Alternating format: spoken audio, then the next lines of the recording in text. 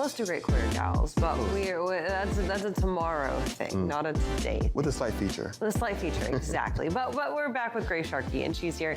Stock Community segment for us today, of course, talking all things the stock out, the intersection of the CPG and the retail space. And Grace, today we're talking about something that Americans don't like to confront. That's their credit card spending. I know that Anthony has some thoughts on credit cards and what the American consumer debt looks like right now. And we're looking at what could be a pretty scary metric coming up this year. What's going on? Yeah, you know, this is an area that I've been really focused on as well when we talk about forecasting what demand will look like. I mean, there's one thing when it comes to clearly watching what's coming over container-wise and what's moving on the roads, but at the end of the day, who's purchasing these things? And so it's, for me, very interesting to watch consumer spending and just consumer sentiment as a whole, where there are so many surveys. I even saw one from the National Retail Federation on Halloween that they expect more spending this year than last year. But on the other side of those facts, we see consumers, as of last month, an increase about 2% over the previous year of consumers living paycheck to paycheck. That's up to 61% of U.S. consumers today. That's from Lending Club.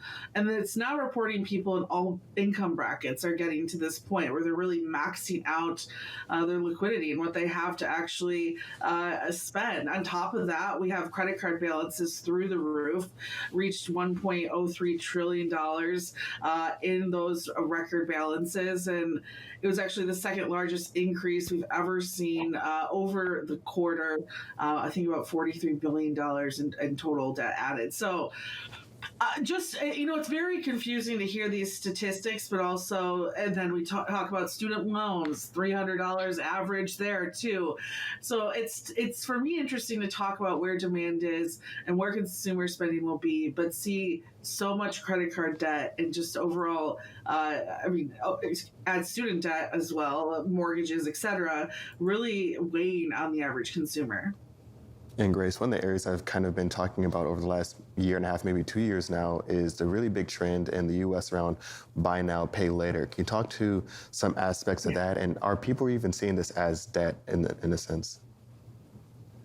I love that you asked that question that way, because they aren't seeing it as debt. I think, my sole problem with buy now, pay later is, Kaylee, we talked about girl math a little bit in the past, right? This falls under girl math so hard, where you're like, oh, I'm spending $15 today, but not considering that you're also spending $15 on your next paycheck, $15 on the next paycheck, $15 on the next paycheck, to actually fill out that it is a loan in a way, right? Now, you do see consumers, especially low income, using this as a way to kind of get around borrowing without the extra fees and, of course, interest. We talk about a huge increase in interest this past year. That's another way to avoid it. But I truly do think we're seeing more and more, especially millennials, use this type of after service or point of sale service. And I think they're looking at it not as debt. And these little, imagine if you considered, well, I could spend $100 today. Well, that's not really working out in the long. Looks like we lost Grace for just a second, but this is perfect because I actually have a question that I was going to ask you next, Anthony. And this is kind of about the mindset shift of the average American consumer and their willingness to take on this credit card debt, right? Because I think for a long time in like our parents' generation or right at the advent of credit cards, there was this idea that debt is bad because it's going to hamper your ability to make these big time purchases, to buy a house, to buy a car, to level up in your American dream, right? But now we're at the point where a lot of these millennials, older Gen Zers are saying, okay, it's hopeless. I live in a city. I don't need a car. Or I pay so much in rent, I'm never going to be able to afford a house. So they're okay with maybe taking a hit to their credit score by taking on more debt because they're not looking to the future. Is that something that you see? I think so. I think there's this mindset shift where, as you mentioned, no one's really kind of looking to buy a house a lot of times these days just because they're looking at interest rates and then they're looking at student loans. It just seems like there's something that's just so unattainable for a lot of people. So I think credit card debt, student loans just almost became an accepted way of life. Yeah. And people have gotten comfortable with the uncomfortableness in the wrong sense, because it should be in the gym or challenges and new things like that, or pushing yourself to your limits, but not your credit card limits. But they say instead of, I'm okay with accepting the long-term debt of credit card debt instead of accepting a long-term debt of mortgage debt. Like they Right. traded one for the other. Exactly. Fascinating. Grace, do you think that that's kind of the case too, is maybe this like mindset shift around consumers of, I'm not looking at taking on long-term asset-based debt, so I'm going to take on now this long-term spending debt instead? Yeah, I completely agree. And it's what's sad though is that long-term debt is still lingering back there. So my biggest concern is, are we considering the full situation as a consumer and not just this short-term approach? And it makes me nervous. I think long-term, it's good to see some of the, positives in employment and jobs in particular. But again, that long-term debt's not going anywhere, and it's still up from previous years. So we'll see how the consumer can handle that.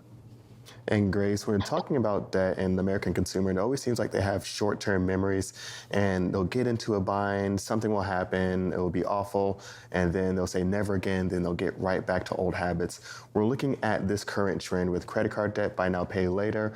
We're going to be some of the big things that are going to be looking to watch for that could kind of break this trend overall. First thing I'm thinking about is maybe the labor market.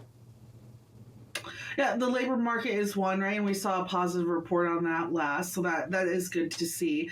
I would still like to see this long-term debt go down. It's good to also see that student loans are being paid, right? That August report and September report of what's happening there is positive too. So maybe we're becoming more frugal with how we're approaching debt as a society.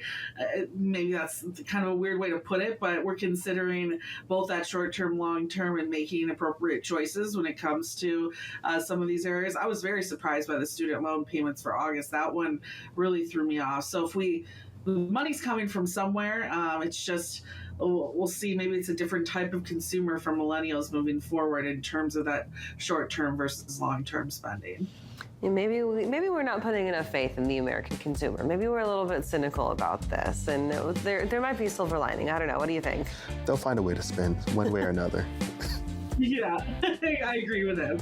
There's one thing Americans can do, it's spend money. Grace, thank you for joining us this morning. Of course, we'll catch you on the Stockout this afternoon with Mike Baudadistel at 2 o'clock. And where can people go to get that newsletter? Oh, we lost Grace again. Okay, that's fine. Freightwaves.com/newsletters. Go ahead and head there for the Stockout newsletter and find all of our other newsletters as well. Right now, we're going to take a quick break. We'll be right back after this.